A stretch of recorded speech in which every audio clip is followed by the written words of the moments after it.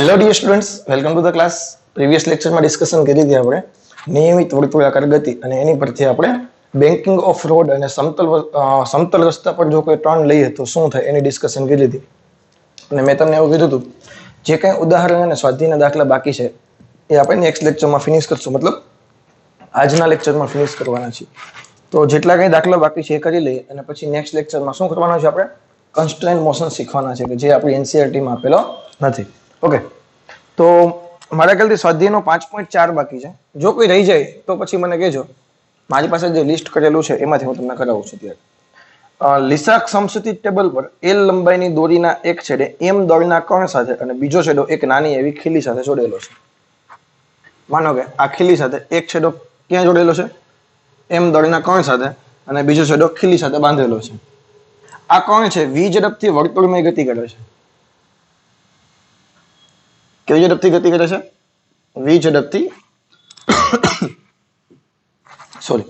વર્તુળમય ગતિ કરે તો કણ પરનું ચોખ્ખું બળ કેન્દ્ર તરફની દિશામાં કેટલું હશે? કેન્દ્ર તરફ લાગતું ચોખ્ખું બળ કેટલું હોય? હવે કેન્દ્ર તરફ અહીં ક્યુ બળ લાગશે? એક જ બળ લાગશે, ક્યુ. મેં તમને કીધું હતું આવા કિસ્સામાં પરિભ્રમણ માટે જરૂરી કેન્દ્રગામી બળ છે એ ક્યાંથી આવવાનું છે? તણાવ બળ પરથી આવવાનું છે. તો એક જ બળ લાગે છે, ક્યુ લાગે છે? એફસી.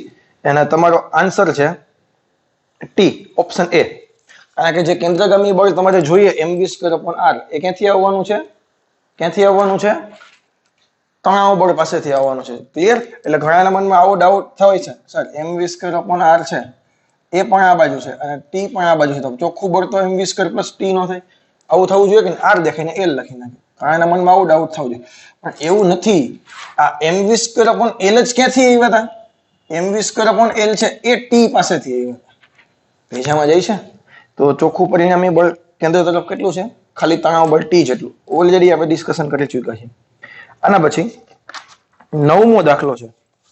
વચ્ચે કોઈ રહી જાય તો મને કહેતા રહેજો, મતલબ લેક્ચર પૂરો થાય પછી કોમેન્ટ કરીને અથવા તો મેસેજ કરીને કહેજો. તો 5.9, ઉચકાયા વગર 20,000 કિલોગ્રામનું દળ ધરાવતું એક રોકેટને વિસ્ફોટ કરાવતા તે ઉધ્વ દિશામાં 5 મીટર પ્રતિ સેકન્ડ સ્ક્વેરના પ્રારંભિક પ્રવેગથી ગતિ કરે છે. મતલબ કોઈ એક રોકેટ છે, તમે જેવા અહીંથી બ્લાસ્ટ કરો, એટલે રોકેટનું દળ કેટલું છે? પહેલા તો એમ જેટલું દળ છે, એટલે 20,000 કિલોગ્રામ દળ છે. તો રોકેટ ઉપર બળ કઈ દિશામાં લાગે? વજન બળ નીચે તરફ, mg. હવે રોકેટ એ જેટલા પ્રવેગથી ઉપર તરફ ગતિ કરે છે, તો ચોખ્ખી વાત છે ઉપર કંઈક બળ પર, જો નીચેનું બળ છે એટલું બળ જ્યાં સુધી લાગશે ત્યાં સુધી રોકેટ ઉપર ગતિ નહીં કરે. mg નું જેટલું મૂલ્ય હોય એના કરતા કંઈક બળ વધારે ઉપર તરફ લાગે, માનો કે બળ f છે, તો જ રોકેટ ઉપર તરફ ગતિ કરવાની શરૂઆત કરે. અને તમને ખબર છે રોકેટ ઉપર તરફ ગતિ કરતો હોય, અથવા તમે એમ કહી શકો પ્રવેગ ઉપર તરફ હોય તો પરિણામી બળ ઉપર તરફ આવવું જોઈએ કે નહીં? તો ચલાને વાલા f, રોકને વાલા mg is equal to ma. ચલાને વાલા f, mg પેલી બાજુ ગયા, m કોમન કાઢી લીધા. m કેટલો છે? 20,000. g કેટલા છે? 10 અને a કેટલા છે? 5. 15 દુ ને 30 ને બીજા 4 0. આટલું બળ લાગતું હોય ને તો જ રોકેટ ઉપર 5 ના પ્રવેગથી જઈ શકે. શા માટે?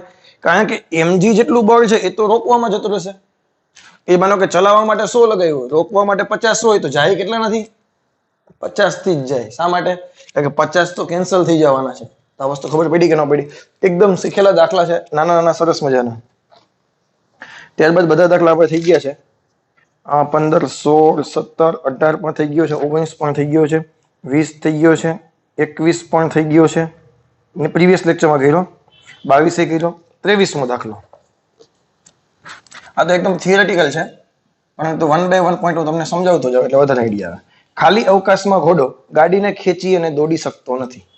શૂન્ય અવકાશમાં ઘોડો છે દોડી ના શકે અને ખેંચી ના શકે. શા માટે? કારણ કે જમીન પર હોય ત્યારે ઘોડો પાછળની દિશામાં પગ ભરાવે ને, એટલે વિરુદ્ધ દિશામાં પ્રત્યાવર્તી બળ લાગે. અરે યાર, તમે ઘર્ષણ થાય, તમે શું કામ ચાલી શકો છો? તમે જ્યારે ચાલો ત્યારે તમારો પગ છે એ પાછળની બાજુ બળ લગાવતો હોય કે નહીં? તમે બળ પાછળની બાજુ લગાવો એટલે ન્યૂટનની ગતિના ત્રીજા નિયમ મુજબ આગળ બાજુ પણ બળ લાગે અને તમે આગળ તરફ ગતિ કરો. તો શૂન્ય અવકાશમાં એ વસ્તુ પોસિબલ છે નહીં. ઘોડો નહીં, તમે ન કરી શકો. ભેજામાં જાય ઘોડો તો શું તમે પણ શૂન્ય અવકાશમાં ગાડી ખેંચી શકો કે દોડી શકો નહીં. ખબર પડી કે નહીં? સિમ્પલ વાત છે એટલે ખબર પડી જશે. ઝડપથી ગતિ કરતી બસ એકાએક અટકે ત્યારે મુસાફરો તેમની બેઠકથી આગળ તરફ ધકેલાય છે. શા માટે?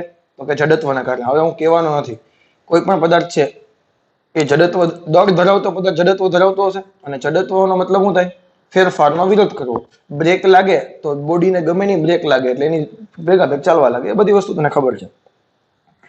ઘાસ કાપતા મશીનને ધકેલવા કરતા ખેંચવાનું સહેલું છે. ઘાસ કાપતા મશીનને ને પેલા રેકડી વાળા ખબર શાકભાજી વાળા વેચવા વાળા આવે, એ અમુક બહુ હોશિયાર હોય તો છે ને, જે રેકડી ખેંચતા હોય આગળથી અને અમુક ધક્કો મારતા હોય તો એમાંથી ઈઝી ક્યુ પડે. જો માનો કે મારી રેકડી મારી નથી, મતલબ શાકભાજી વેચવા, તો નીચે તરફ બળ કેટલું લાગતું હશે? mg. હવે એને મારે ખેંચવાની છે તો હું ખેંચીશ, આવી રીતે ખેંચીશ કે નહીં? આગળથી ખેંચું છું. તમે સમસ્થિતિ સાથે થીટા એંગલે ખેંચી તો આના બે ઘટક પડ્યા. ક્યાં? એક ઉપર ઘટક પડ્યો f sin થીટા, આ બાજુ ઘટક પડ્યો f cos થીટા. ચલો ક્લિયર? અને હું ધક્કો મારું, સાંભળજો. નીચે તરફ વજન બળ mg. હવે હું ધક્કો મારું આવી રીતે તો એને અહીંયા દર્શાવવાની કોશિશ કરું છું. એક જ ડાયરેક્શન ફરક પડે કઈ? એંગલ કેટલો છે? થીટા. તો આના બે ઘટક પડ્યા. આ એંગલ થીટા થશે, સમસ્થિતિ સાથેનો એંગલ થીટા. આ એંગલ થશે f cos થીટા, અને આનો એક નીચે તરફ એંગલ આવશે f sin થીટા. ક્લિયર? આ તો ખબર પડે કે નહીં? આમાં તો કઈ અઘરું નથી. હવે તમે વિચારો, તમે જ્યારે રેકડીને ખેંચો છો ત્યારે પરિણામી વજન બળ છે mg માંથી કંઈક બાદ થયું. શા માટે? તમે લગાડેલા બળનો એક કમ્પોનન્ટ ઉપર તરફ આવ્યો જે વજન બળ mg માંથી કંઈક ઘટાડે છે. હા કે ના? અને તમે જ્યારે ધક્કો મારો છો તો mg માં કંઈક એડ થાય છે, એટલે અહીંયા વજન બળ છે એટલે વેઇટ તમારો ઘટે છે, અહીંયા વેઇટ તમારો વધે છે. તો ઘટાડવાને ઓછા વજનને ખેંચવું સહી કે વધારે વજનને ખેંચવું સહી? અહીંયા વેઇટ ઘટી ગયું તો આ તમારા માટે સારું છે. એટલે કોઈ પણ વસ્તુને જ્યારે આગળ લઈ જવાની હોય તો રેકડીને કે ટ્રેક્ટરને, તો ટ્રેક્ટરને તો પોસિબલ જ નથી. શા માટે? કારણ કે તમે પકડવું ક્યાં ને ભેજામાં જાય. તો કોઈ પણ વસ્તુને ખેંચવી છે ધક્કો મારવા કરતા. તો બળદ ગાડું પહેલેથી બનાવ્યું તો એવું ન કરે બળદ પાછળ બનાવે, એવી જ કંઈક રચના કરત કે ગાડું આગળ ને બળદ પાછળ, એવી કંઈક રચના કરી હોય તો ન ચાલે. પહેલાના માણસો બહુ હોશિયાર હતા, સમજાય છે? એન્જિન શા માટે આગળ મૂકે છે ગાડીમાં? એન્જિન શા માટે આગળ મૂકે છે? કારણ કે ખેંચવા માટે વધારે ઈઝી પડે ધક્કો મારવાની કમ્પેરિઝનમાં. ભેજામાં જાય છે? તો હવે તમને ખબર પડી ગઈ છે કોઈ પણ વસ્તુ છે એને ખેંચવી ધક્કો મારવા કરતા ઈઝી છે. ઘાસ કાપવાનું મશીન જ નહીં, બધાને એમ જ હોય. ક્રિકેટર કેચ પકડવા દરમિયાન તેના હાથ ખેંચે છે, કહેવાની જરૂર છે. શા માટે? હાથ પાછળ તરફ ખેંચે તો ફેરફાર વધારે લાગે, થોડોક સમયનો ફેરફાર વધારે જોઈએ અને હાથને ઈજા ના પહોંચે. એ બધું તમને ખબર છે. ત્યાર પછી 5.25મો દાખલો કાઢો. ચલો 5.25. આકૃતિમાં દર્શાવ્યા મુજબ એક સમક્ષિતિજ કન્વેયર બેલ્ટ જે 1 મીટર પ્રતિ સેકન્ડ સ્ક્વેર થી પ્રવેગિત થાય છે. તમને એક કન્વેયર બેલ્ટ આપેલો છે. બેલ્ટ આવી રીતે માનો કે 1 મીટર પ્રતિ સેકન્ડ સ્ક્વેરના પ્રવેગથી ગતિ કરે છે. બેલ્ટની સાપેક્ષે ઉભેલો એક સ્થિર માણસ દર્શાવેલ છે. બેલ્ટ ઉપર કોઈ એક માણસ સ્થિર ઉભો છે. માણસ પર ચોખ્ખું પરિણામી બળ કેટલું લાગતું હશે? હવે ચોખ્ખી વાત, સીધી વાત છે કે બેલ્ટ છે. તમને આભાસી પ્રવેગ યાદ આવે કે નહીં? મેં તમને કીધું હતું કે ભાઈ લિફ્ટમાં કોઈ વ્યક્તિ છે ઉભો હોય અને લિફ્ટ એ જેટલા પ્રવેગથી ઉપર જાય તો તમે શું કઈ રીતે ફાઇન્ડ આઉટ કરતા હતા? ઉપર n લાગે, નીચે mg લાગે. હવે એ જેટલા પ્રવેગથી ઉપર જાય એનો મતલબ શું છે? ચલાને વાલા n, રોકને વાલા mg is equal to m. તો n બરાબર શું થયું?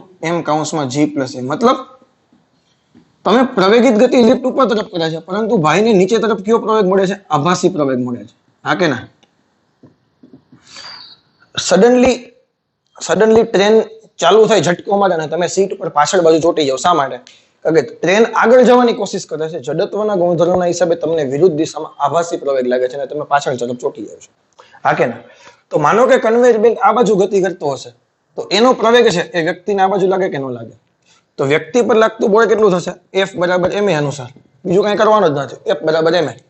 તમને લાસ્ટમાં વ્યક્તિનું દળ આપેલું છે 65 કિલોગ્રામ, પ્રવેગ 1 નો. તો પરિણામી બળ વ્યક્તિ પર કેટલું લાગશે? 65 ન્યૂટન. આ તમારો પહેલો આન્સર આવી ગયો. ક્લિયર? જો માણસના બૂટ અને બેલ્ટ વચ્ચેનો સ્થિત ઘર્ષણાંક 0.2 હોય, શું આપ્યું તમને? માણસના બૂટ અને બેલ્ટ વચ્ચેનો સ્થિત ઘર્ષણાંક 0.2 હોય તો બેલ્ટના કેટલા પ્રવેગ સુધી માણસ બેલ્ટની સાપેક્ષે સ્થિર રહી શકે?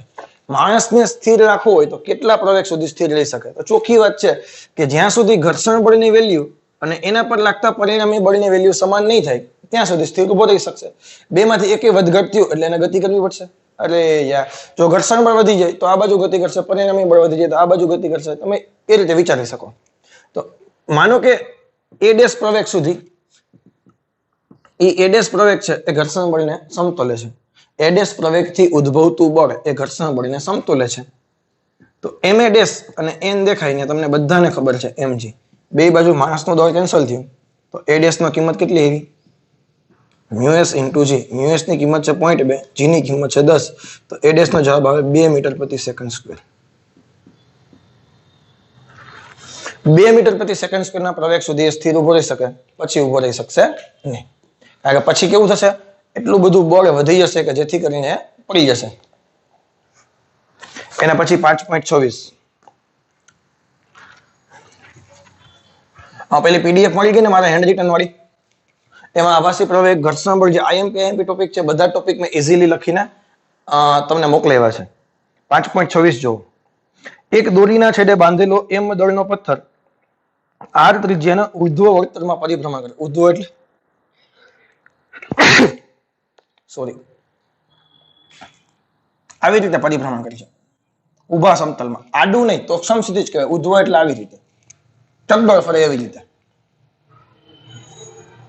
આર ત્રિજ્યામાં એમ દળનો પથ્થર.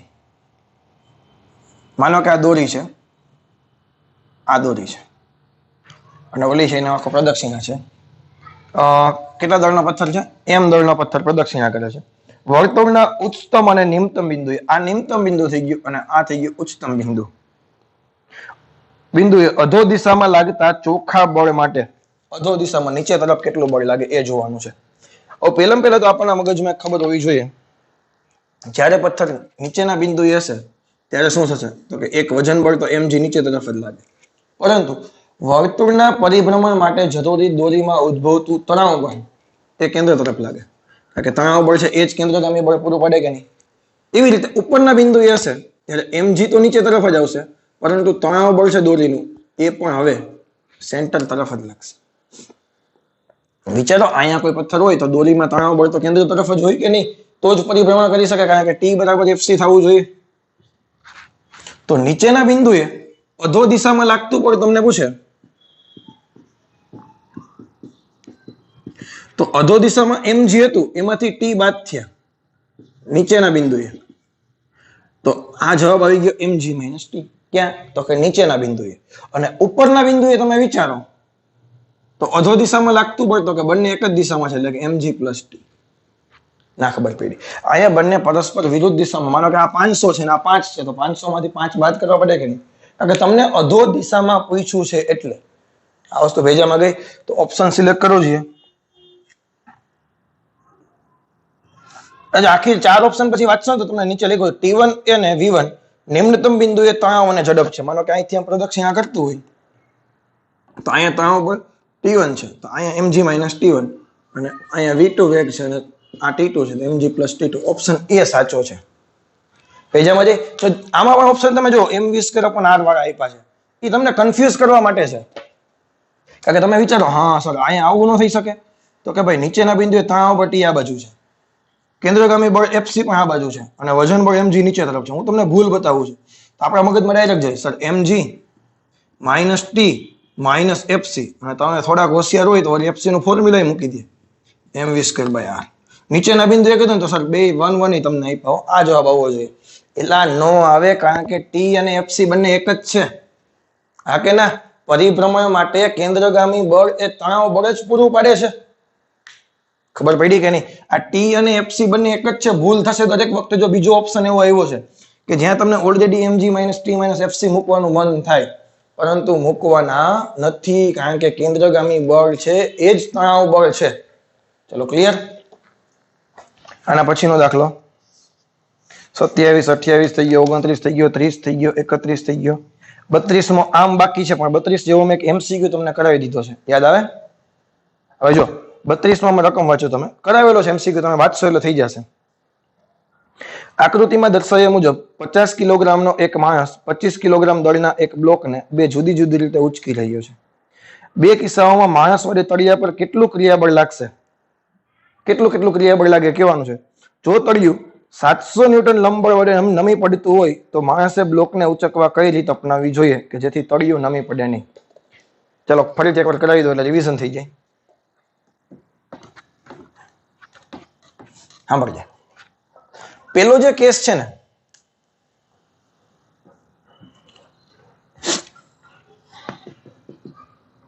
એમાં વ્યક્તિ ખેંચે છે, આને શું કરે છે? ઉપર તરફ બળ લગાવીને ખેંચે છે.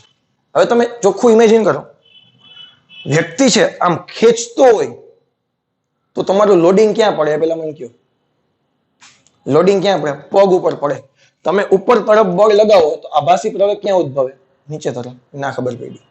તમે કોઈ પણ વસ્તુને ખેંચો એટલે ઉપર તરફ આવે એટલે પ્રવેગ જનરેટ થાય કે નહીં?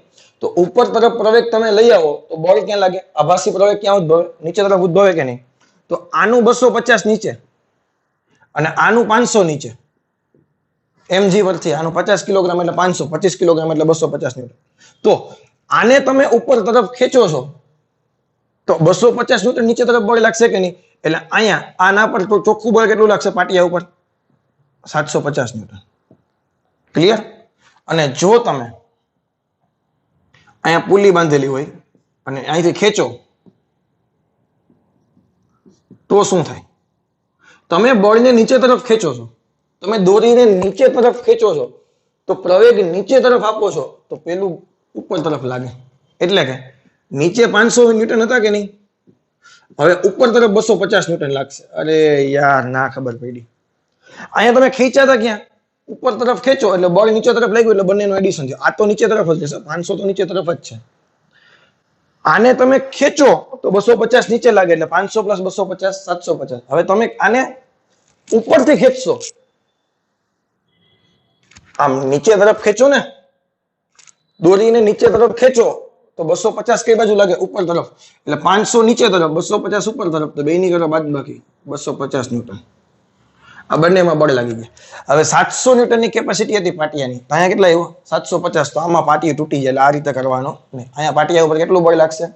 Only 250 newton. તો જ્યારે કોઈ પણ વસ્તુને કુવામાં પુલી શા માટે મૂકવામાં આવે? કાં ડાયરેક્ટ ડોલ ભરીને નથી ખેંચતા? ડાયરેક્ટ ડોલ ભરીને તમે ખેંચો તો હાથ તો લોડિંગ તમને વધારે લાગે. કેનું તમારું પોતાનું લાગે અને પાણી ભરેલી ડોલનું પણ તમને લાગે. ક્યારે? ડાયરેક્ટ તમે કુવામાંથી ખેંચો તો. પરંતુ જો તમે પુલી મૂકીને ખેંચો, ખબર ને ગરગડી હોય, ગરગડી કઈ પેલાના માણસો એમને નથી બનાવી. જો બધી વસ્તુ ધીમે ધીમે ક્લિયર થાય છે. બળદ ગાડામાં હુકમ બળદ આગળ રાખ્યા, ગાડીના એન્જિનમાં હુકમ એન્જિન આગળ રાખ્યું. ખેંચવામાં બધી વસ્તુ ઈઝી થાય એના માટે. તો અહીંયા પણ ડાયરેક્ટ કુવામાંથી ખેંચવું અને પુલી બાંધીને ખેંચવું, ફરક કેમાં પડશે? આમાં તમારું કામ ઈઝી થઈ જશે. બીજામાં જાય છે? તો આ દાખલામાં હવે કોઈ ડાઉટ છે? એના પછી છે 5.34 કાઢો. ચલો.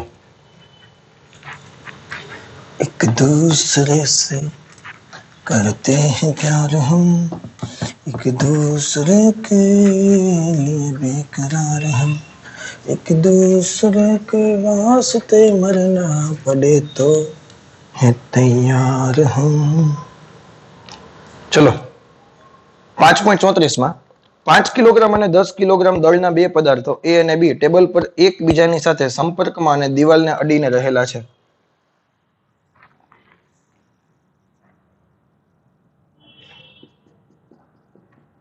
ચલો ક્લિયર? આ નીચે ટેબલ અને અહીંયા દિવાલ. આ 5 કિલોગ્રામનો, આ 10 કિલોગ્રામનો. આને નામ આપી દઈએ A, આને નામ આપી દઈએ B. અહીં બધા ડેટા લખતા જઈએ. એમાં છે 5 કિલોગ્રામ, MB છે 10 કિલોગ્રામ. ટેબલ અને પદાર્થ વચ્ચેનો ઘર્ષણાંક 0.15 છે. ક્લિયર?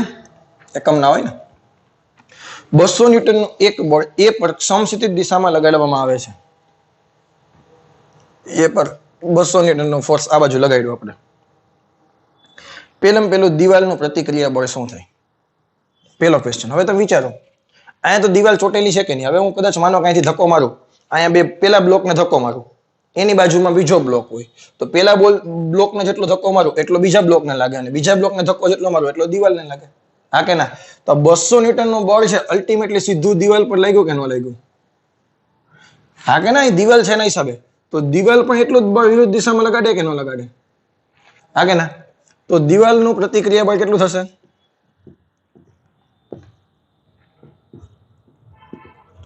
બસો ન્યૂટન. અને આપણી આકૃતિ પ્રમાણે ડાબી તરફ. હા કે ના? તમે દિવાલ જમણી બાજુ પર બળ લગાડો તો દિવાલ ડાબી બાજુ બળ લગાડે કે ન લગાડે? આપણે આકૃતિ પ્રમાણે. ક્લિયર? બીજું, એ અને બી વચ્ચે પ્રતિક્રિયા બળો શોધો. હવે 200 ન્યૂટનનું બળ અહીં લગાવ્યું એટલે એ બી ઉપર બળ લગાડશે આટલું જ, આ બાજુ એફ બી એ, એટલું જ બળ એ ઉપર લાગશે બી વડે. તો બંનેની કિંમત કેટલી આવે? એફ એ બી બરાબર માઇનસ એફ બી એ બરાબર 200 ન્યૂટન. હા કે ના? કારણ કે અહીંયા તો દિવાલ છે એના હિસાબે એ જેટલું બી પર લગાડશે એટલું જ બી દિવાલ પર લગાડશે, એટલું જ દિવાલ પાછું બી પર લગાડશે, ને એટલું જ દિવાલ પાછું એટલું બી પાછું એ પર લગાડશે. અરે યાર, ના ખબર પડી. અહીંયા દિવાલ છે એટલે ગતિમાં તો કઈ છે જ નહીં. દિવાલ નો તો તંત્ર ગતિમાં આવત. દિવાલ છે એનો મતલબ શું થાય? અહીંથી 200 લગાડ્યો તો અહીંયા પણ 200, અહીંયા પણ 200. આ વસ્તુ ખબર પડી કે ન પડી?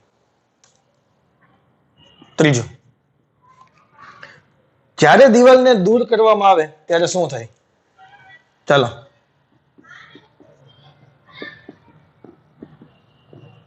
જ્યારે દિવાલને દૂર કરવામાં આવે ત્યારે શું થાય? વિચારો જોઈએ. આ એ બ્લોક અને બી બ્લોક દોડવા લાગે કે ન દોડવા લાગે? મતલબ પ્રવેગિત થાય કે નહીં? ત્યારે એ અને બી પ્રવેગિત થશે. તો અહીંયા શું કરવાનું? આપણે પ્રવેગ ગોતી લેવાનો. તો પેલા ફ્રી બોડી ડાયાગ્રામ બનાવ, સાંભળી જાય. 200 ન્યૂટનનું બળ આ બાજુ લાગ્યું એટલે એ અહીં બતાવી દો. ચલાને વાળા 200 ન્યૂટન થઈ ગયા ને? ના ખબર પડી. ધક્કો માર્યો એના બદલે મેં અહીંયા ખેંચી લીધા. ડાયરેક્શનમાં મેં કોઈ ચેન્જ કર્યો નથી. અહીંયા બતાવવાના બદલે મેં અહીંયા બતાવ્યા. અહીંયા નીચે તરફ બળ લાગતો હશે M2G,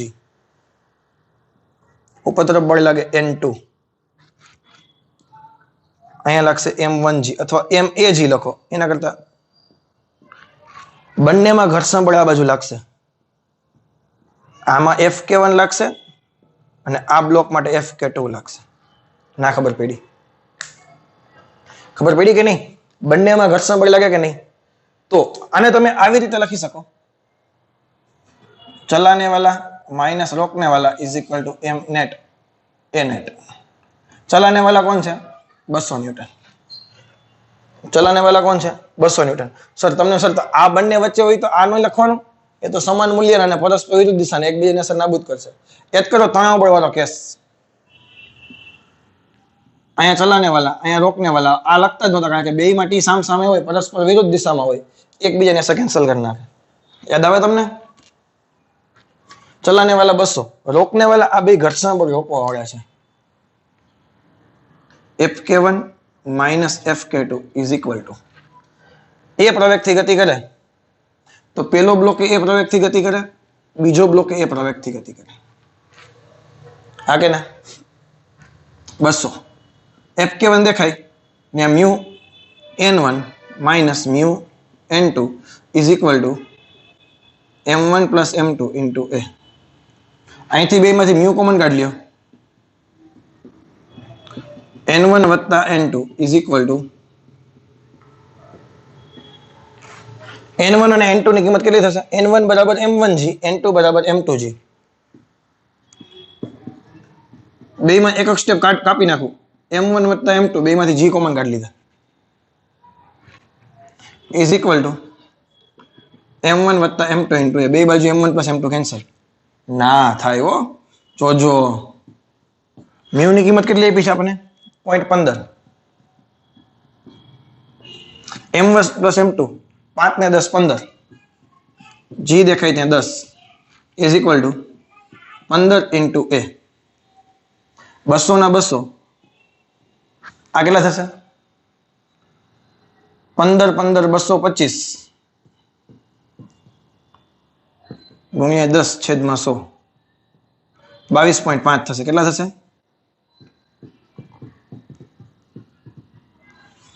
15 a તો આને તમે સોલ્વ કરશો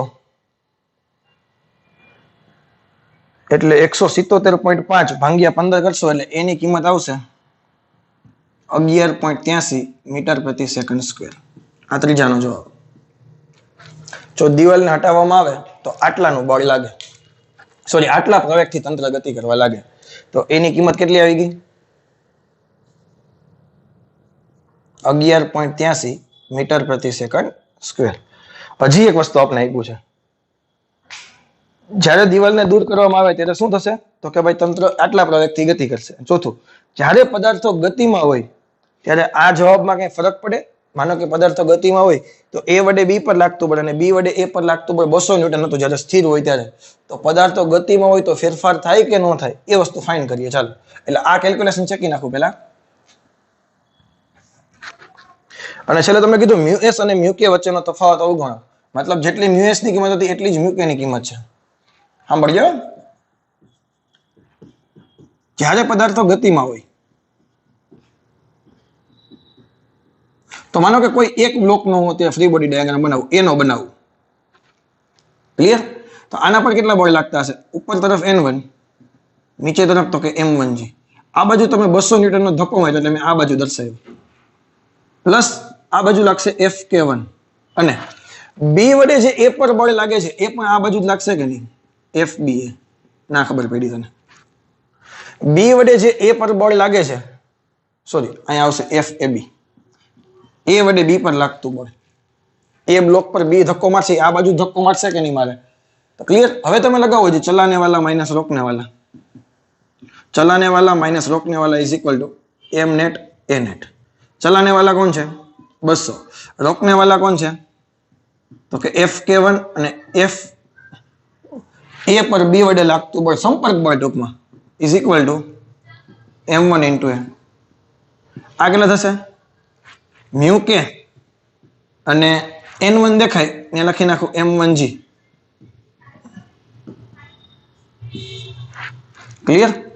200 ના 200, મ્યુ K દેખાય ને 0.15, M1 દેખાય ને 5, G દેખાય ને 10, માઇનસ FAB બરાબર 5 ગુણ્યા પ્રવેગ કેટલો હતો? 11.83.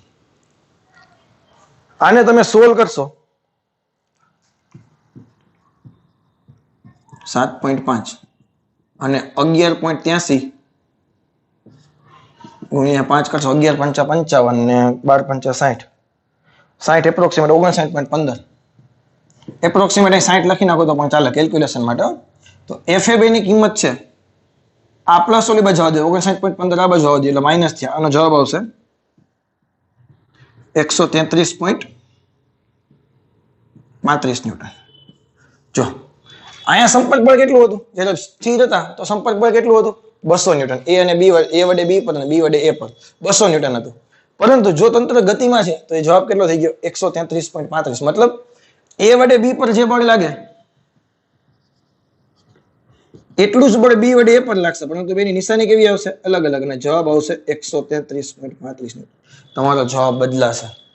આ વસ્તુ ભેજામાં ગઈ કે ના ગઈ? આખો દાખલો ખબર પડી ગઈ? આખો દાખલો એક સાથે તો પૂછી શકે નહીં, ખાલી એટલું પૂછી શકે કે દિવાલ પર લાગતું પ્રતિક્રિયા બળ કેટલું થાય, A અને B વચ્ચેનું સંપર્ક બળ કેટલું હોય, અથવા તો દિવાલ દૂર કરવામાં આવે તો તંત્રનો પ્રવેગ કેટલો થાય, એ બધી વસ્તુ પૂછી શકે. અને જો એમ પૂછવું હોય કે દિવાલ દૂર કરતા તંત્ર માનો કે આટલાના પ્રવેગથી ગતિ કરે તો હવે A અને B વચ્ચેનું સંપર્ક બળ કેટલું થાય, તો 4 અલગ અલગ કેસ તમને પૂછી શકે. ચલો ક્લિયર? વ્યવસ્થિત જોઈ લેજો. એકાદી વખત હજી એવું લાગે વિડીયો રિવાઇન્ડ કરીને જોઈ લેજો, પણ આવડી જવો જોઈએ. અને પછીનો દાખલો છે 5.35.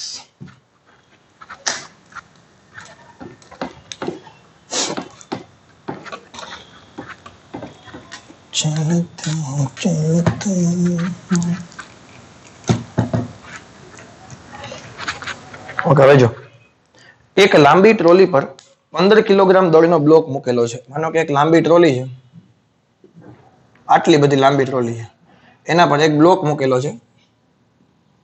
કેટલાના દળનો છે? M દળનો. ને M કેટલા છે? 15 કિલોગ્રામ દળનો એક બ્લોક મૂકેલો છે. બ્લોક અને ટ્રોલી વચ્ચેનો સ્થિત ઘર્ષણાંક, આ બંને વચ્ચેનો જે ઘર્ષણાંક છે એ 0.18 છે. ટ્રોલી સ્થિર સ્થિતિમાંથી ગતિ શરૂ કરી 20 સેકન્ડ માટે, કેટલા સેકન્ડ માટે? 20 સેકન્ડ માટે 0.5 મીટર પ્રતિ સેકન્ડ સ્ક્વેરના પ્રવેગથી પ્રવેગિત થઈને ત્યારબાદ નિયમિત વ્યક્તિ ગતિ શરૂ અચળ નિયમિત વ્યક્તિ ગતિ કરે છે. એટલે ટ્રક એટલે ટ્રોલી માની લઈએ એ આ બાજુ ગતિ કરતી હોય એ જેટલા પ્રવેગથી, તો બ્લોકની તમે વાત કરો, ખાલી બ્લોકની, તો બ્લોકને આ આભાસી પ્રવેગ કઈ દિશામાં લાગે? ટ્રક આ દિશામાં ગતિ કરે તો બ્લોક કઈ દિશામાં જવો જોઈએ? આભાસી પ્રવેગથી આ દિશામાં જવો જોઈએ. તો બ્લોક પર જમણી બાજુ કેટલું બળ લાગશે? F બરાબર ma. ના ખબર પડી. ટ્રોલી તમારી આમ જાય તો એના પર આભાસી પ્રવેગ કઈ દિશામાં ઉદ્ભવે? વિરુદ્ધ દિશામાં ઉદ્ભવે. તો m કેટલા છે? 15 અને a કેટલા છે? 0.5. તો 15 5 7.5 ન્યૂટન. આપણા કિસ્સામાં તે લખી નાખે જમણી બાજુ. હા કે ના? પરંતુ ટ્રક અથવા તો ટ્રોલી અને બ્લોક વચ્ચે ઘર્ષણ બળ લાગતું છે. હવે આ દિશામાં ગતિ કરવાની શરૂઆત કરે તો ઘર્ષણ બળ કઈ દિશામાં લાગવું જોઈએ? આ બાજુ લાગવું જોઈએ. Fs બરાબર μsn અને n દેખાય ત્યાં mg. તો μs ની કિંમત છે 0.18, m દેખાય ત્યાં 15 અને g દેખાય ત્યાં 10. તો કેટલા છે? 1.8 ગુણ્યા 15, 15 એકુ 15 અને 15 ના અડધા, 15 8 120, 15 12 27 ન્યૂટન થયા. આ કઈ બાજુ આવ્યું? ડાબી તરફ બાજુ. હવે ખરેખર શું થયું વિચારો. હવે જમીન પર રહેનાર સ્થિર નિરીક્ષક અને ટ્રોલી સાથે ગતિમાન નિરીક્ષકને દેખાતી બ્લોકની ગતિની ચર્ચા કરો. હવે ખરેખર માનો કે ઘર્ષણ બળ ના હોત તો શું થાત કે ટ્રક આમ જાત અને બ્લોક પાછળ પાછળ ધીમે ધીમે ધીમે ગતિ કરતા કરતા પાછળથી નીચે પડી જાય. કોઈ વસ્તુ થાત કે નહીં? પરંતુ અહીંયા ઘર્ષણ બળનું મૂલ્ય છે, અહીં ઘર્ષણ બળનું મૂલ્ય છે એ F કરતા મોટું છે. એટલે જે બ્લોકને જે પ્રવેગ મળે છે, આભાસી પ્રવેગ, એને કારણે જે બળ ઉદ્ભવે છે એના કરતા ઘર્ષણ બળનું મૂલ્ય વધારે છે. તેથી બ્લોક ગતિ કરશે નહીં. ના ખબર પડી? ના ખબર પડી? આ કેના જેવું છે? હું જેટલા ન્યૂટન થી ખેંચું છું એના કરતા વધારે પગ ભરાવે છે પેલો છોકરો, જેથી કરીને ગતિમાં આવતો નથી. હું જેટલા બળથી ખેંચું છું એના કરતા પેલો પગ ભરાવે છે એ બળ વધારે છે વિરુદ્ધ દિશાનું, એટલે આ ગતિ કરશે નહીં. તો જમીન પર રહેલા સ્થિર વ્યક્તિને પણ બ્લોક સ્થિર જ દેખાય અને એની સાથે સાથે કોઈ પદાર્થ વ્યક્તિ ગતિ કરતો હોય એટલે પેલા જો શું છે, જમીન પર રહેલા સ્થિર વ્યક્તિની સાપેક્ષે બોક્સ એને કેવું દેખાય? સ્થિર જ દેખાય. અને આ ટ્રકની સાથે સાથે ગતિ કરતો હોય તો એને પણ સ્થિર જ દેખાય. અરે યાર, ના ખબર પડી તમને. આ એક વસ્તુ છે, તમે જમીન પર ઉભા થઈને જો તમને એમ લાગે બ્લોક આગળ જાય છે, પરંતુ ભાઈ આખી ટ્રોલી આગળ જાય છે. ટ્રોલીની સાપેક્ષે બ્લોક ક્યાં પાછળ જાય છે? નહીં. ફરીથી કહું, ના ખબર પડી તને. આપણે જમીન પર ઉભા થઈને જોઈએ તો આપણે એમ લાગે હા ભાઈ બ્લોક તો આગળ જાય છે. બ્લોક આગળ જાય છે એ નથી કહેવાનું, બ્લોક ટ્રકમાં પાછળ જાય છે, નથી જતો. તો જમીન પર ઉભા રહીને જુઓ કે એના ભેગા ભેગા દોડ્યા આવો એ જ પ્રવેગથી, તો તમને આ કેવો લાગશે? સ્થિર જ લાગશે. પેલી 20 સેકન્ડ માટે પ્રવેગિત ગતિ કરે, ક્લિયર? પછી નિયમિત વ્યક્તિ ગતિ કરે, અને નિયમિત વ્યક્તિ ગતિ કરતો હોય એટલે v અચળ હોય કે નહીં? v અચળ હોય. v અચળ હોય તો પ્રવેગ શું થાય? 0. અને પ્રવેગ 0 હોય તો વિરુદ્ધ દિશામાં કોઈ બળ મળે નહીં. વિરુદ્ધ દિશામાં કોઈ બળ મળે નહીં. ઘર્ષણ બળ તો લાગવાનો છે એટલે પદાર્થ સ્થિર નો સ્થિર જ રહેશે. 20 સેકન્ડ પછી પણ સ્થિર રહેશે, 20 સેકન્ડ પહેલા પણ સ્થિર રહેશે. આ પદાર્થ તો જ ગતિ કરી શકે જો આનું મૂલ્ય છે એ ઘર્ષણ બળ કરતા વધારે હોય. F નું મૂલ્ય Fs કરતા વધારે હોય. આના પછીના દાખલામાં સેમ એના જેવું છે. આના પછીનો દાખલો જુઓ, 5.36. એમાં તમને શું કીધું? આકૃતિમાં દર્શાવ્યા મુજબ એક ટ્રકની પાછળની બાજુ ખુલ્લી છે. આ ટ્રકનો પાછળનો ભાગ કેવો છે? ખુલ્લો છે. અને 40 કિલોગ્રામ દળનું એક બોક્સ, અહીંયા કેટલા છે? 40 કિલોગ્રામ દળનું એક બોક્સ ખુલ્લા છેડાથી 5 મીટર દૂર છે. આ ખુલ્લો છેડાથી આ બોક્સ કેટલું દૂર છે? 5 મીટર દૂર છે. બોક્સ અને નીચેની સપાટી વચ્ચેનો ઘર્ષણ 0.15 છે. એક સીધા રસ્તા પર ટ્રક સ્થિર સ્થિતિમાંથી ગતિ શરૂ કરી. સાંભળજે, આ બધી વસ્તુ પહેલા ચેકી નાખો. તમને એવું ચોખ્ખું કહી દીધું છે કે ટ્રક સ્થિર સ્થિતિમાંથી શરૂ થાય છે.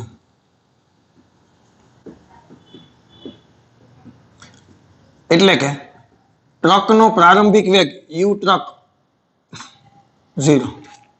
ક્લિયર?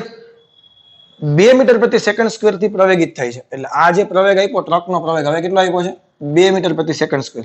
પ્રારંભ બિંદુથી કેટલા અંતરે બોક્સ ટ્રકમાંથી પડી જશે?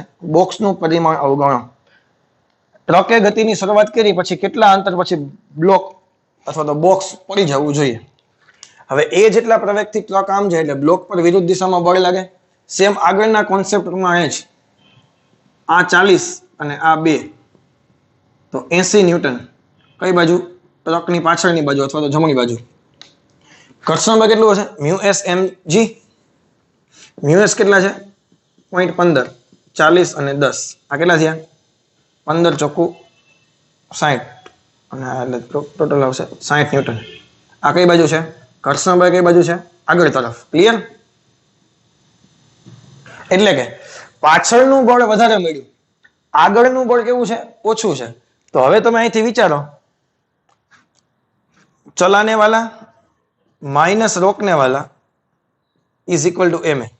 चलाने वाला कौन है? 80. रोकने वाला कौन है? 60. एम કેટલા છે? 40 ઇન્ટુ એ. આ કેટલા થયા? 20/40 બરાબર એ. તો એ બરાબર કેટલા આવ્યો? 0.5 મીટર પ્રતિ સેકન્ડ સ્ક્વેર. બ્લોકને પ્રવેગ જે મળશે આ દિશામાં એ કેટલો મળશે? આ ક્લિયર? પેલામાં બ્લોક સ્થિર રહેતું હતું. શા માટે? કારણ કે આનું મૂલ્ય આના કરતા ઓછું હતું. એટલે હવે થોડુંક લખવું અહીંયા. બ્લોક 0.5 મીટર પ્રતિ સેકન્ડ સ્ક્વેરના પ્રવેગથી પાછળ તરફ ગતિ કરશે. ક્લિયર?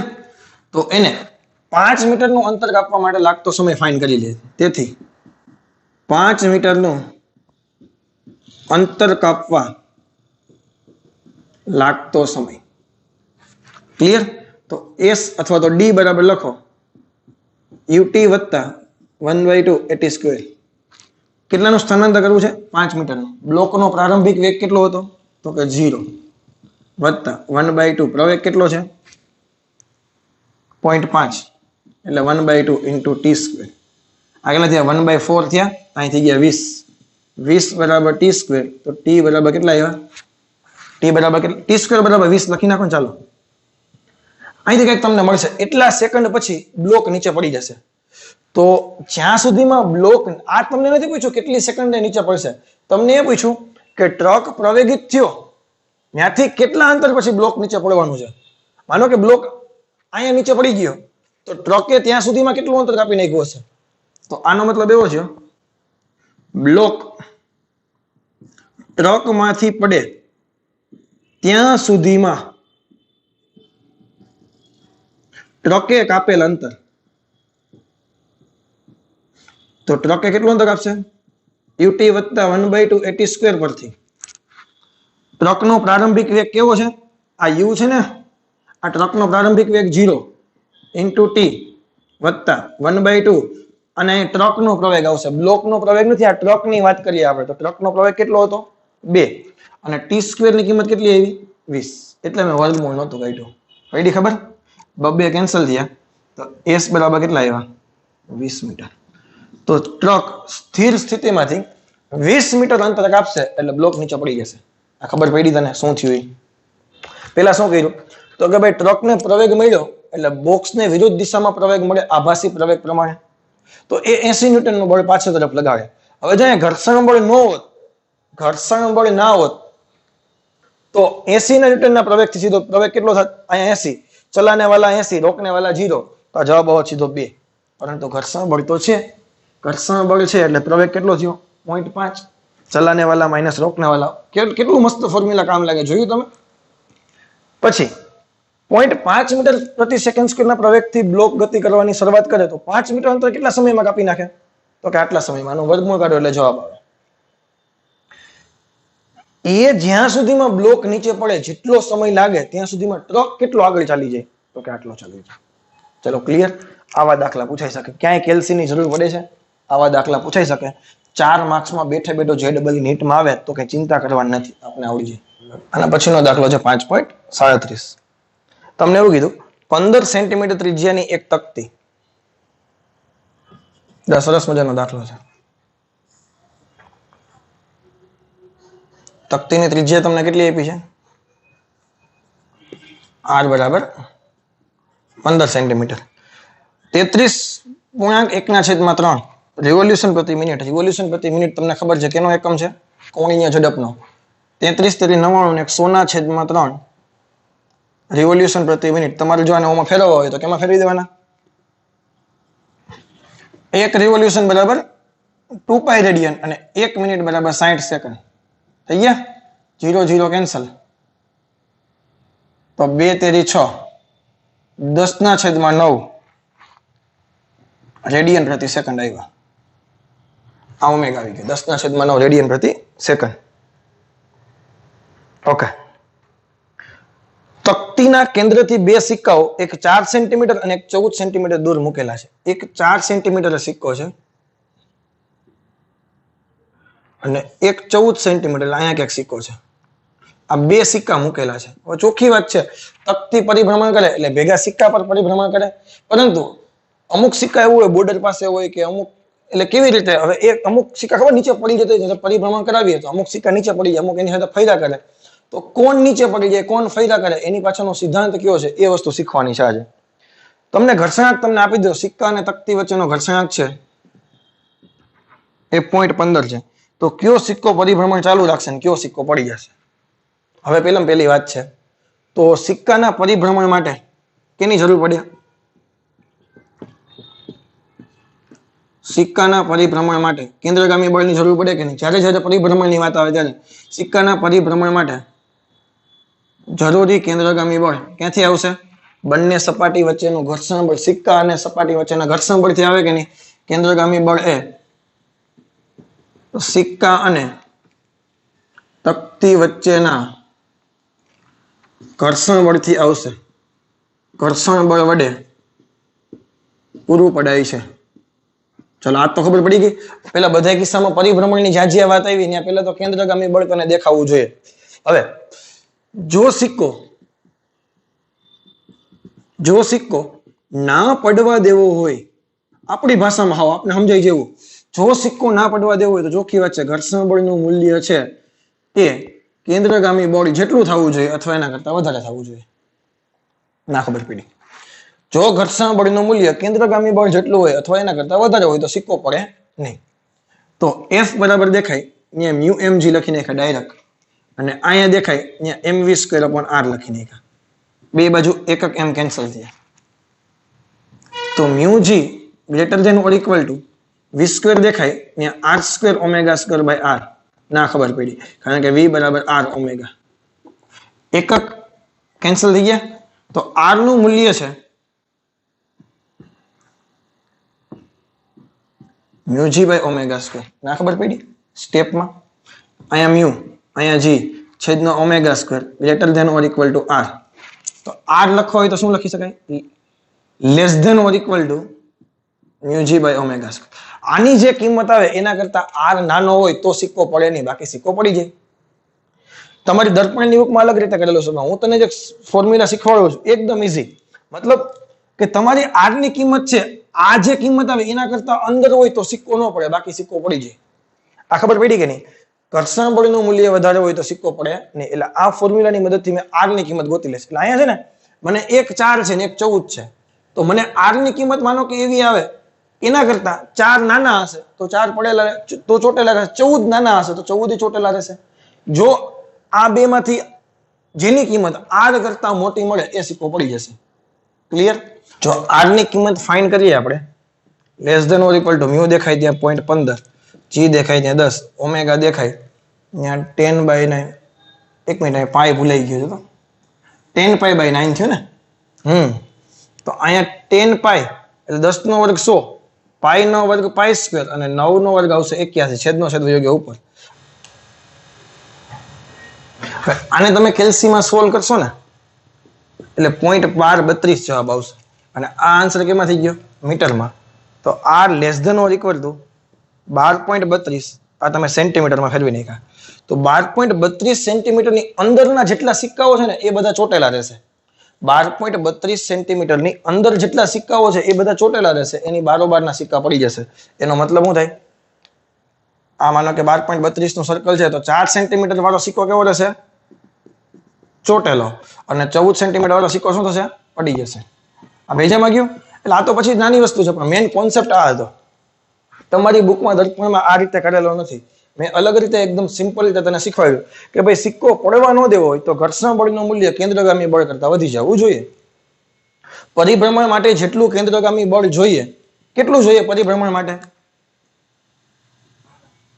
m20 આના કરતા ઘર્ષણ બળનું મૂલ્ય જો વધારે હોય તો સિક્કો પડે નહીં. એના પરથી મેં ત્રિજ્યા ગોતી લીધી. એ ત્રિજ્યાની અંદરના સિક્કા બધા ચોટેલા છે, એની બારોબરના બધા પડી છે. ચલો ક્લિયર? તો કોન્સેપ્ટ સમજાઈ ગયો. સરસ મજાનો કોન્સેપ્ટ હતો. વ્યવસ્થિત ધ્યાન દઈને કરશો એટલે આવડી જશે. આના પછીનો જુઓ 5.38. તમે સર્કસના મોતના કુવા કે જેમાં એક પોલી ગોળાકાર ચેમ્બર જેમાં છિદ્રો હોય અને જેથી પ્રેક્ષકો બહારથી જોઈ શકે, આપને બધી ખબર છે, માં ઉધ્વ વલયમાં મોટરસાયકલ ચલાવતો માણસ જોયો હશે. જ્યારે મોટરસાયકલ ચલાવતો માણસ ઉચ્ચતમ બિંદુ પર હોય ત્યારે નીચે આધાર ના હોવા છતાં કેમ પડી જતો નથી તે સ્પષ્ટ સમજાવો. ઉધ્વ વલયનો મતલબ શું થાય? આવી રીતે સર્કસમાં આટા મારે છે. ચલો ક્લિયર? મોટરસાયકલ છે, આ મોતનો કૂવો છે, આમાં આટા મારે છે. માનો કે તે ઉચ્ચતમ બિંદુ એ હોય. હવે જો હું તમને છે ને અહીંયા પેલા ક્લેરિફાઈ કરી દઉં. આપણે જે મોતના કૂવા જોઈએ છીએ ને એમાં અને આ ક્વેશ્ચનમાં બેમાં ભલે આમ જોવા જઈએ તો ડિફરન્સ નથી, પણ તમને ઉધ્વ વલયનો મતલબ હું તમને સમજાવવા માંગુ છું. આપણે મોતનો કૂવો જોઈએ એ આપણે ઉપરથી જોતા હોય અને પેલા આવી રીતે પ્રદક્ષિણા કરતા હોય. તેમાં ગાડી આમ ત્રાસી ચાલતી હોય કે નહીં? ગાડી કેવી રીતે ચાલતી હોય? ત્રાસી ચાલતી હોય. આ વસ્તુ ક્લિયર કે નહીં? હવે અહીંયા તમને છે ને ઉધ્વ વલય કીધું છે. ઉધ્વ વલયનો મતલબ શું થાય? આપણે ખબર ઘણી વખત એસલ વર્ડમાં તમે ગયા હોય તો તમે એવી રાઈડ જોઈ છે કે આમથી આખી આમ પલટી મારી જાય. તો તમને એમ લાગે સર ઉપરના બિંદુ અહીં પહોંચે તો અહીંથી પલટી ન મારી જવી જોઈએ. તો અહીંયા ક્વેશ્ચન કંઈક એવો જ છે કે આપણને છે ને મોતનો કૂવો ભલે ક્વેશ્ચનમાં કીધું, પણ મોતનો કૂવો પેલો આ નથી કીધો આપને. કારણ કે આ મોતના કૂવામાં પણ ઘણાને કન્ફ્યુઝન થાય કે સર સાઈડમાં હોય તો પડતા શું કામ નહીં હોય? એની પાછળનું રીઝન છે. બંનેમાં આન્સર સેમ જ છે. બંનેમાં અહીંયા પણ નથી પડવાનો અને અહીંયા પણ નથી પડવાનો. બેયનો લોજિક બેયનું સેમ જ છે. હું તમને જે વાત કરું છું કે એની વાત કરું છું, પેલી શું કહેવાય એને આપણે શું કહીએ આપણે રેડ, પેલી રાઈડ કહે ને રાઈડ, હા, આ રાઈડમાં માણસ આમ કરીને પલટી મારે તો પડતો નથી. ઉચ્ચતમ બિંદુએ હોય ત્યારે. શા માટે? કારણ કે ઉચ્ચતમ બિંદુએ પહેલા વિચારો એનું વજન બળ કઈ બાજુ લાગતું હશે? નીચે તરફ. એનું લંબ બળ ક્યાં લાગતું હશે? ઉપર તરફ. હે, લંબ બળ પણ નીચે લાગે. શા માટે? સપાટીને લંબ હોય ભાઈ. નો ખબર પડી તને? અહીંયા માનો કે મોતના કૂવામાં કોઈ વ્યક્તિ છે, અહીંયા છે તો વજન બળ ક્યાં લાગે? નીચે તરફ. લંબ બળ ક્યાં લાગે? નીચે તરફ. આ બાજુ લંબ બળ લાગે. શા માટે? કારણ કે સપાટી તો અહીંયા છે તો સપાટીને લંબ આ બાજુ હોય ને ભાઈ. આ બિંદુ એ હોય તો mg નીચે તરફ, લંબ બળ ઉપર તરફ. આ બિંદુ એ હોય તો mg નીચે તરફ, લંબ બળ આ બાજુ. આ બિંદુ એ હોય તો mg નીચે તરફ, લંબ બળ પણ નીચે તરફ. તબ આ કેસ ને આ કેસ બંને સેમ જ છે. પડી ખબર? તો આપણે છે ને એવું વિચારી લઈએ કે ભાઈ ઉચ્ચતમ બિંદુએ જ્યારે હોય, જ્યારે ઉચ્ચતમ બિંદુએ હોય કઈ રાઈડ આપણે વિચારવાની છે? મોતના કૂવા આપણે સર્કસમાં જોઈએ એ નહીં. ક્યાં વિચારવાના છે? ઉધ્વ દિશામાં પ્રદક્ષિણા, ગાડી વાળા આમાં પ્રદક્ષિણા મારતા હોય. ક્લિયર? ઉચ્ચતમ બિંદુએ n અને mg અધો દિશામાં હશે. હા કે ના? તો હવે તમને સર તમે પેલું પરિભ્રમણનું કહેતા હતા તો ક્યાં એવું નહીં. અહીંયા પરિભ્રમણ માટે જરૂરી કેન્દ્રગામી બળ કોણ પૂરું પડશે? તો કે આ બેયનો સરવાળો. આ બેયનો સરવાળો છે એ જ પરિભ્રમણ માટે જરૂરી કેન્દ્રગામી બળ પૂરું પડશે. અહીં હા કે દરેક કિસ્સામાં જો અલગ અલગ આવે છે, પણ વ્યવસ્થિત સમજશો એટલે ઓટોમેટિક બધી વસ્તુ મુકતા આવડી જશે. અહીં પરિભ્રમણ માટે જવાબદાર કેન્દ્રગામી બળ સેન્ટ્રીફ્યુગલ ફોર્સ એ n પ્લસ mg વડે પૂરું પડે છે. હા કે ના? એટલે કે n પ્લસ mg બરાબર fc, તેથી n પ્લસ mg બરાબર mv સ્ક્વેર અપોન r થાય. જો આ કન્ડિશનનું પાલન થતું હોય, જો આ સંતુલનમાં હોય, જો આ કન્ડિશનનું પાલન થતું હોય તો રાઇડર નીચે પડે નહીં. આ કન્ડિશનનું પાલન થતું હોય તો નીચે પડી શકે નહીં, બાકી નીચે પડી જાય. ભેજામાં જાય કે નહીં? હજી આગળ ક્વેશ્ચન વાંચો. જો ચેમ્બરની ત્રિજ્યા 25 મીટર હોય તો ઉચ્ચતમ બિંદુએ ઉર્ધ્વ વલય રચવા માટે લઘુત્તમ ઝડપ કેટલી હોવી જોઈએ? લઘુત્તમમાં લઘુત્તમ સ્પીડ માનો કે આ બાજુ 20 સ્ક્વેર છે, 20 ઝડપથી ગતિ કરે છે. તમને એક વસ્તુ યાદ આવે એફએસ વાળું ઘર્ષણ વાળો કેસ યાદ આવે? બેન્કિંગ ઓફ રોડમાં v બરાબર અંડર રૂટમાં rg મ્યુએસ વત્તા ten theta 1 minus mu s ten theta. આ વસ્તુ યાદ આવે? આ મ્યુએસ કોની સાથે સંકળાયેલા છે? લંબ બળ સાથે સંકળાયેલો ઘટક છે. એફએસ બરાબર મ્યુએસએન. બોલો હા કે ના? હવે તમે વિચારો, જો મ્યુએસ ની કિંમત 0 આપણે મૂકી દી તો લંબ બળ વાળો પોર્શન આખો 0 થઈ જાય કે ન થાય? એટલે મતલબ ફ્રિક્શન 0 થઈ જાય કે ન થઈ જાય? તો લઘુત્તમમાં લઘુત્તમની જ્યારે વાત આવે, લઘુત્તમ ઝડપ માટે, તો જ્યારે લઘુત્તમ સ્પીડની વાત આવે ત્યારે કેન્દ્રગામી બળનું મૂલ્ય ખાલી વજન બળ જેટલું કહી દેવાનું. ત્યાં લંબ બળને ધ્યાનમાં લેવાનું નહીં. શા માટે નહીં લેવાનું? કારણ કે લંબ બળ ન હોય તો એ કિસ્સામાં ઘર્ષણ બળ હોય નહીં. અરે યાર, ન ખબર પડી. કારણ કે લંબ બળ જ ન હોય તો ત્યાં ઘર્ષણ બળ હોય નહીં. આ વસ્તુ ભેજામાં જાય છે. તો કેન્દ્રગામી બળનું સમીકરણ કેના જેટલું થઈ જવું જોઈએ? વજન બળ જેટલું થવું જોઈએ. એમ કેન્સલ થયા તો v બરાબર અંડર રૂટ rg થઈ ગયા. r કેટલા છે? કેટલાની ત્રિજ્યા છે? 25 મીટર કીધી ને, અને આ 10 થઈ ગયા તો કેટલા થઈ ગયા? 5√10 મીટર પ્રતિ સેકન્ડ. 10 નો વર્ગનો કાઢી નાખો, તમારો જવાબ આવી જશે. કોઈ ચિંતા કરવાની જરૂર છે નહીં. ખબર પડી? આના પછીનો દાખલો જો 5.39. 3 મીટર ત્રિજ્યા ધરાવતા ઉધ્વ અક્ષની ફરતે 200 રિવોલ્યુશન પ્રતિ મિનિટ. ત્રિજ્યા આપેલી છે 3 મીટર, ઓમેગા આપેલા છે 200 રિવોલ્યુશન પ્રતિ મિનિટ, અને તમને બધાને ખબર પડી ગઈ હવે 200 ગુણ્યા 2π છેદમાં 60 કરો એટલે રેડિયન પ્રતિ સેકન્ડમાં જવાબ આવે. 2 તેરી 6, 20π/3 રેડિયન પ્રતિ સેકન્ડ. ચલો ક્લિયર? ભ્રમણ કરતા એક પોલો નળાકાર છે, એની ત્રિજ્યા કેટલી છે? 3 મીટર. એની દિવાલને ચોટીને ઓમેગા જેટલી ઝડપથી પરિભ્રમણ કરે છે, ફરે છે. એક દિવાલને અડીને 70 કિલોગ્રામનો એક માણસ ઉભો છે. આ દિવાલને અડીને આ અંદરના બાજુ છે, તમને ખબર પડી ગઈ? આમ દિવાલને માનો કે નળાકારને આમ દિવાલને ચોટીને એક વ્યક્તિ ઉભો છે, 70 કિલોગ્રામ દળનો માણસ ઉભો છે. દિવાલ અને કપડા વચ્ચેનો ઘર્ષણાંક 0.15 છે. તળિયું એકાએક દૂર કરવામાં આવે. માનો કે તળિયું દૂર કરવામાં આવે એટલે શું થાય? પેલો માણસ નીચે પડે. પરંતુ હવે ક્વેશ્ચન વાંચો. તો માણસ પડ્યા વિના દિવાલને ચોટેલો રહે તે માટે નળાકારની લઘુત્તમ ઝડપ કેટલી હોવી જોઈએ? આ પેલો તકતી જેવો કેસ છે. તકતીની અમુક રેડિયસમાં સિક્કો પડેલો હોય તો પડે નહીં, ભેગા ભેગ ફરવા માંડે તો. સેમ અહીંયા નળાકાર ફરે છે. હવે પણ માણસને ઉભો કે ઇમેજિન કરો, મોટો પીવીસી નો પાઇપ છે, એની ઉપર તમે દિવાલને ચોટીને ઉભા છો. એ પીવીસી ના પાઇપને તમે આમ ફેરવો અને તળિયું કાઢી નાખો, તમને પડવા નથી દેવા. આવું તમે કરીએ ખબર? ડોલમાં તમે કીધું, ડોલમાં સિક્કો નાખીને ડોલને ફેરવજો, ખબર પડે? સિક્કો ભેગા ભેગ ફરવા લાગે. અરે યાર, ના ખબર પડી. ડોલમાં સિક્કો રાખીને ડોલને આમાં ફેરવજો, સિક્કો ભેગા ભેગ ફર્યા કરશે.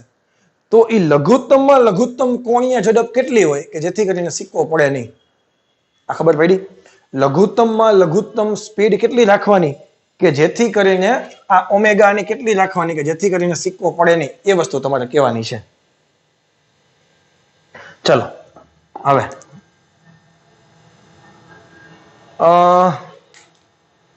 પહેલા તો આના પર કેટલા બળ લાગતા હશે? આ માણસ ઉપર નીચે તરફ પોતાનું વજન બળ લાગતું હોય. ક્લિયર?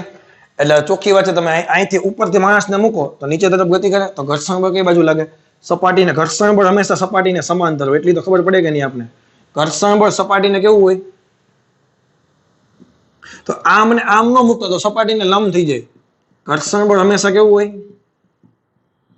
સપાટીને સમાંતર. તો આનું લંબ બળ ક્યાં લાગે? આ બાજુ, બારોબર બાજુ. એટલે લંબ બળ સપાટીને લંબ હોય એટલે અંદર તરફ જ લાગે. બારોબરની ડિસ્કશન જ નથી કરવાની આપણે. ક્લિયર? તો અહીંયા લંબ બળ છે ને એ જ કેન્દ્રગામી બળ પૂરું પાડશે. અરે યાર, જો ના ખબર પડી ખબર? પરિભ્રમણ માટે જરૂરી કેન્દ્રગામી બળ છે એ કોણ પૂરું પાડશે? લંબ બળ પૂરું પાડશે. પેજામાં ગયું આ દાખલામાં? દરેક દાખલામાં જો કેન્દ્રગામી બળ અલગ અલગ જગ્યાએથી આવે છે. અહીંયા કેન્દ્ર તરફ કોણ છે? ખાલી n જ છે, તો એ એફસી છે એ n પૂરું પાડશે. તો n દેખાય ને એફસી દેખાય ને mv²/r અને v બરાબર r ઓમેગા મૂકો તો mr ઓમેગા². ક્લિયર? બીજી વસ્તુ, fs બરાબર mg. જો ના પડવા દેવો હોય, જો વ્યક્તિને પડવા દેવો ના હોય તો ચોખ્ખી વાત છે ઘર્ષણ બળનું મૂલ્ય mg કરતા કેવું થવું જોઈએ? મોટું, અથવા તો એના જેટલું. fs દેખાય ત્યાં μsn મૂકી દો અને n દેખાય ત્યાં mr ઓમેગા². દરેક વખતે n બરાબર mg ગોખવાનું ન હોય. અહીંયા n આ બાજુ છે, mg નીચે તરફ છે. ભેજામાં જાય n હંમેશા ક્યાં હોય? સપાટીને લંબ હોય. આ કોન્સેપ્ટ મગજમાં હોવો જોઈએ. ગમે ત્યાં n મૂકી નહીં દેવાના. m કેન્સલ થયા બે બાજુ. તો ઓમેગા² ની કિંમત કેટલી આવી? ઓમેગા બરાબર કેટલા થશે? g ઉપર રહી ગયા, r μ અંદર રહી ગયા અને એનું કાઢી નાખ્યું વર્ગમૂળ. આનું કઈ કામ જ નહીં પડે. કારણ કે આપણે ઓમેગા તો પૂછ્યો છે. g દેખાય ને 10, r દેખાય ત્યાં 3 અને μs દેખાય ત્યાં 0.15. તો આનો જવાબ કેટલો આવ્યો? આ 1000 થઈ ગયા ઉપર, છેદમાં 15 તેથી 45 થઈ ગયા. આનું વર્ગમૂળ કાઢશો એટલે એપ્રોક્સિમેટ 5 મીટર 5 રેડિયન પ્રતિ સેકન્ડ આવશે. લઘુત્તમમાં લઘુત્તમ 5 રેડિયન પ્રતિ સેકન્ડ અથવા એના કરતા વધારે હોય તો પણ વ્યક્તિ પડે નહીં. આ નવું હતું તમારા માટે. આ વસ્તુ નવી હતી. સપાટીને ચોટેલો રહે કોઈ વ્યક્તિ, અહીંયા માનો કે બ્લોક સપાટીને ચોટેલો રહે, આવો તમને MCQ પૂછ્યો હોય તો શું હોવું જોઈએ? વજન બળ mg નીચે તરફ લાગે, ઉપર તરફ શું લાગે? ઘર્ષણ બળ. અને સપાટીને લંબ બળ કઈ બાજુ લાગતું હશે? આ બાજુ લાગતું હશે.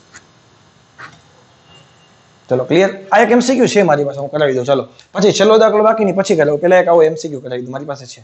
તો MCQ કંઈક આવો છે કે 4 કિલોગ્રામના બ્લોકને દિવાલ સાથે ચોટેલો રાખવા 100 ન્યૂટનનો સમસ્થિતિજ બળ જરૂરી હોય તો દિવાલ અને બ્લોક વચ્ચેનો ઘર્ષણ. હવે આ ચોટેલો ક્યારે રહે? તો કે નીચે તરફ જે વજન બળ લાગે mg અને ઉપર તરફ જે ઘર્ષણ બળ લાગતું હોય એ બંને સમાન હોય ત્યારે. આ ચોટેલો ક્યારે રહે? તો કે f બરાબર mg હોય ત્યારે. આ વસ્તુ ક્લિયર? હવે આનું લંબ બળ કઈ બાજુ લાગતું હશે? n આ બાજુ લાગતું હશે. હવે તમે આનો ફ્રી બોડી ડાયાગ્રામ બનાવો તો ઘર્ષણ બળ ઉપર તરફ, નીચે તરફ mg, n આ બાજુ અને તમે 200 ન્યૂટનનો આ બાજુ લગાવ્યું. ક્લિયર? તો f નો ફોર્મ્યુલા શું છે? μsn બરાબર mg અને n ની કિંમત કેટલી છે? 200. જો અહીંથી ખબર પડી ગઈ. અહીંયા n બરાબર સામે નથી એના પરથી. તો μs બરાબર શું થશે? mg ના છેદમાં n. m દેખાઈને 4 કિલોગ્રામ, g બરાબર 10, અહીંથી ગયા 100, તો આનો જવાબ આવશે 0.4. આ તારો આન્સર. આવો MCQ છે, એકદમ ઈઝી, પણ ફ્યુઝ ઉડાડી નાખે કે નહીં, ન ખબર હોય તો. એટલે ઓલો કોન્સેપ્ટ મેં તમને પેલા કરાવ્યો, પછી એક MCQ ની પ્રેક્ટિસ થઈ. ચલો ક્લિયર? હવે સ્વાધ્યાયનો છેલ્લો દાખલો એટલે કે 5.40 તમને એવું કીધું છે કે r ત્રિજ્યાનો એક વર્તુળાકાર તાર તેના ઉધ્વ વ્યાસની ફરતે ઓમેગા જેટલા કોણીય ભ્રમણથી પરિભ્રમણ કરે છે. મતલબ એક r ત્રિજ્યાનો તાર હોય આવી રીતે,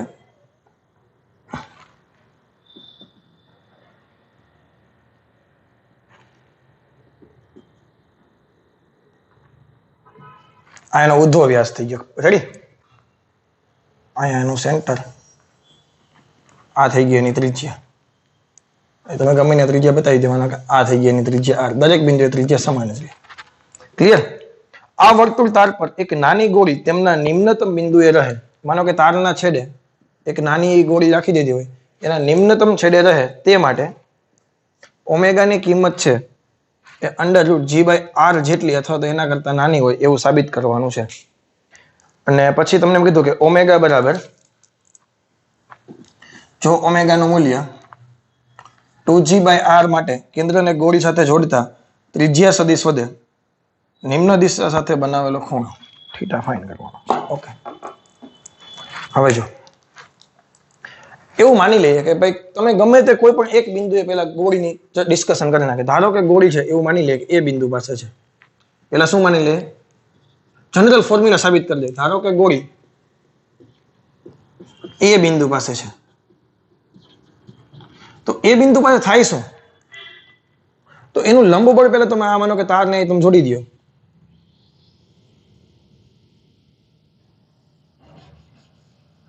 તો તારમાં જે તણાવ બળ ઉત્પન્ન થાય છે ટી, એ કેન્દ્રગામી બળ પૂરું પાડે. બોલ હા કે ના? દોરીને બદલે તાર છે. તારમાં ઉત્પન્ન થતું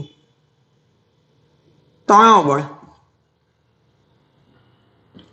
કેન્દ્રગામી બળ પૂરું પાડશે. એટલે કે FC બરાબર T થશે. તેથી તમે T બરાબર એમ કહી શકો કે mv²/r, અથવા તો તમે કહી શકો T બરાબર mr ઓમેગા સ્ક્વેર, કારણ કે v બરાબર r ઓમેગા.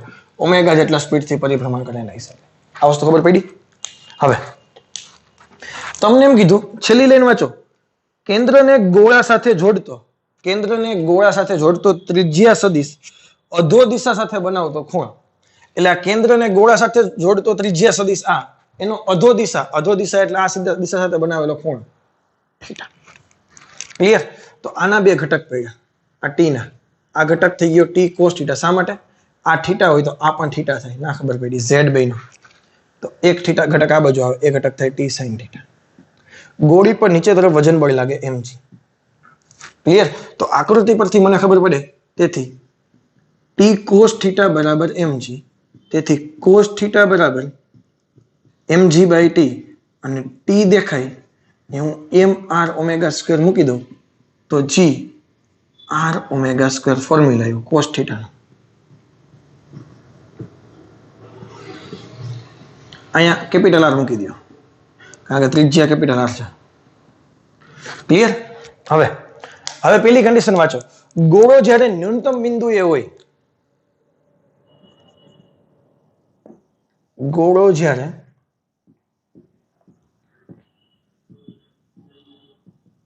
ન્યૂનતમ બિંદુએ હોય, એટલે આ બિંદુએ હોય તો અધો દિશા, માનો કે ગોળો આ દિશામાં હોય તો ગોળાનો કેન્દ્ર સાથે જોડતો ત્રિજ્યા સદિશ એ અધો દિશામાં જ આવે કે નહીં? એ જ દિશા પર આવે કે નહીં? આ ગોળી અહીંયા હોય તો એક જ દિશામાં આવ્યા કે નહીં?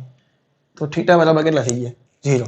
અને થીટા 0 મૂકો ત્યાં તો cos 0 બરાબર g r omega square. cos 0 1 omega square ને કરતા બનાવો અને પછી કાઢી નાખો વર્ગમૂળ. આ તારો પેલો જવાબ. કાં તો એના જેટલો હોય એના કરતા નાનો શા માટે થાય? કારણ કે જો જરા કે થીટાની કિંમત વધશે, આના કરતા જરા કે થીટાની કિંમત વધશે એટલે કોસ થીટાની કિંમત 1 કરતા ઓછી થઈ જશે, કારણ કે cos 0 1 થઈ જાય.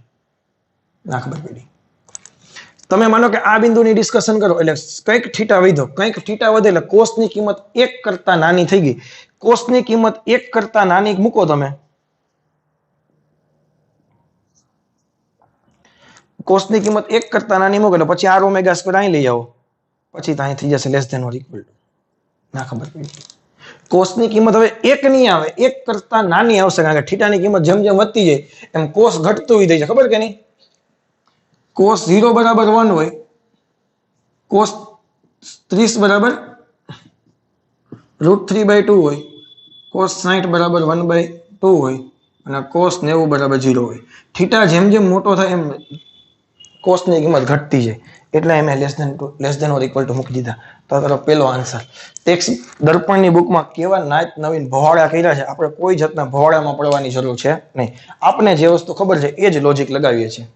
હવે તમને એમ કીધું કે જ્યારે ઓમેગા આટલો હોય ત્યારે થીટાની કિંમત કેટલી આવે? તો આપણી પાસે ફોર્મ્યુલા છે જ અહીંયા રહ્યું.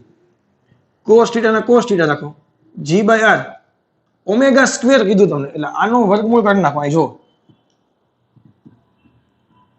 તો આપણે તો 1 ઓમેગા સ્ક્વેર લખો કે તો પલટીમાં જઈને લખો r/2g, g cancel, r cancel, તો cos થીટા બરાબર 1/2, તો થીટા બરાબર કેટલા આવ્યા? 60 ડિગ્રી. તો આ વસ્તુ ક્યારે પોસિબલ બને? કે જ્યારે 60 અંશનો ખૂણો તમે બનાવો અને ત્યાં ગોળી હોય તો ત્યાં કોણીય ઝડપ કેટલી આવે? √2g/r. ડાયરેક્ટ શોર્ટકટ યાદ રાખવાની છૂટ છે. cos થીટા બરાબર g/r ઓમેગા સ્ક્વેર. અને સાબિત કરવી હોય તો આપણે જે વસ્તુ શીખાતા એ જ પરિભ્રમણ માટે જરૂરી કેન્દ્રગામી બળ ક્યાંથી આવશે? તો કે તારમાં તણાવ બળ ઉત્પન્ન થાય ત્યાંથી. પછી એક વસ્તુ નવી ખાલી આવી કે ગોળીને કેન્દ્ર સાથે જોડતો ત્રિજ્યા સદિશે અધો દિશા સાથે બનાવેલો ખૂણો થીટા ત્યાંથી પડી ખડક. ચલો ક્લિયર? આમાં કોઈ ડાઉટ છે? આજના લેક્ચરમાં ઘણા બધા દાખલા છે કે નહીં? બબે વખત લખજે તો તને આવડશે, કારણ કે બધા દાખલા કંઈક ને કંઈક લોજિક વાળા છે અને પ્યોર જેડબલી નીટમાં પૂછાય એવા દાખલા છે. તો બબે 3 વખત લખજો અને રિવિઝન કરતા રહેજો. બીજી એક વસ્તુ, જે ઉદાહરણનો 5.12 દાખલો છે હું તમારા ઉપર છોડું છું, કારણ કે એમાં કંઈ છે જ નહીં. પેલા બ્લોક સ્થિર છે 2 કિલોગ્રામનો, તો એના પર લંબ બળ n અને નીચે તરફ વજન બળ કેટલું લાગશે? 20 ન્યૂટન. એટલે n બરાબર 20 થશે. જેવું આના પર 25 કિલોગ્રામનો બીજો નળાકાર મૂકવામાં આવે, 25 કિલોગ્રામનો બીજો નળાકાર મૂકે ટોટલ નીચે વજન કેટલું થઈ ગયું? 27. 25 ને 27 કિલો તો કેટલા થઈ ગયા? 270 ન્યૂટન. લંબ બળ કેટલું લાગે? તો કે n ડેશ લખી નાખી. અને તંત્ર આખું 0.1 ના પ્રવેગથી ગતિ કરવા લાગે છે. તો હવે n ડેશ નું મૂલ્ય જોતું હોય તો કે ચલાને વાલા 270, રોકને વાલા તો કે n dash is equal to m into a. ચલાને વાલા 270, n ડેશ ના n ડેશ m દેખાય ને 27 a દેખાય ત્યાં 0.1. આની પછી તમે સોલ્વ કરતા શીખી જશો. અને ક્રિયા અને પ્રતિક્રિયા બળની જોડ લખવાની છે, એ પણ તમને આવડે છે. તો બસ 5મા ચેપ્ટરમાં એનસીઆરટી મુજબ, અને મેં ઘણા બધા ટોપિક જેડબલી મુજબ આખું ચેપ્ટર પૂરું થઈ ગયું છે. એનસીઆરટી અને જેડબલી નીટ મુજબ આખું ચેપ્ટર મેં તમને કરાવી દીધું છે. એક ટોપિક બાકી છે હવે, એ છે કોન્સ્ટન્ટ મોશન, જે પ્યોર જેડબલી નીટ માટે કામનો છે. એનસીઆરટી માં ક્યાં અવેલેબલ છે નહીં. તો હું તમને નેક્સ્ટ લેક્ચરમાં કરાવીશ અને ચેપ્ટર આપણે ફિનિશ કરી દેશું. તો બસ આજના લેક્ચરમાં આટલું રાખીએ છીએ. નવા લેક્ચરમાં કોન્સ્ટન્ટ મોશન સાથે મળશું. Thank you very much. Have a nice day.